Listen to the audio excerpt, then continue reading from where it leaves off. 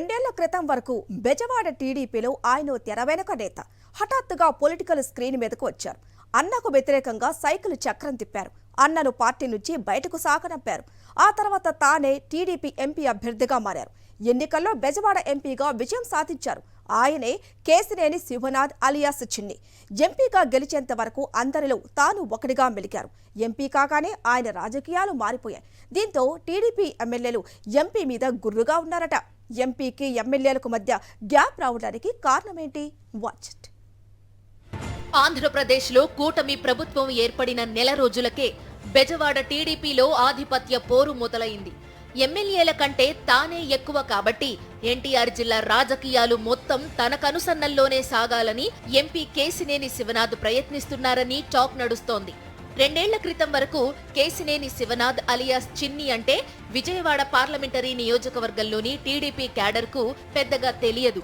పార్టీలో యాక్టివ్ గా మారి తన అన్న టీడీపీ ఎంపీ కేసినేని నానిని పార్టీ నుంచి బయటకు సాగనంపేందుకు చంద్రబాబు, లోకేష్ వేసిన ప్లాన్లో తాను భాగంగా మారారు.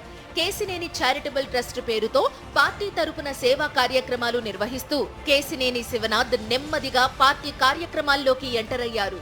ఎన్టీఆర్ జిల్లాలోని 7 నియోజకవర్గాల్లోనూ తనకంటూ ఓ వర్గాన్ని ఏర్పాటు చేసుకుని క్రమంగా పార్టీలో కీలక నేతగా ఎదిగారు కేసినేని శివనాథ్.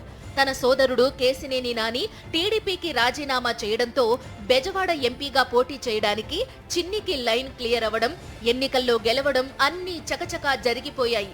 చిన్ని యాక్టివ్ పాలిటిక్స్ లోకి రావడం, అన్ననే బయటకు పంపి తాను ఎంపీ కావడం వరకు విజయవంతంగానే ఆయన ప్రయాణం సాగింది. తక్కువ సమయంలోనే టీడీపీలో కీలక నేతగా ఎదిగారు. అయితే తాను ఎంపీగా ఎన్నిక కావడం, టీడీపీ రాష్ట్రంలో అధికారంలోకి రావడంతో ఇప్పుడు జిల్లా అంతటినీ తన గుప్పెట్లో పెట్టుకునేందుకు కేసినేని చిన్ని ప్రయత్నిస్తున్నారనే టాక్ నడుస్తోంది. బెజవాడ ఎంపీగా ఎన్నికై గట్టిగా నెల రోజులే అయ్యింది.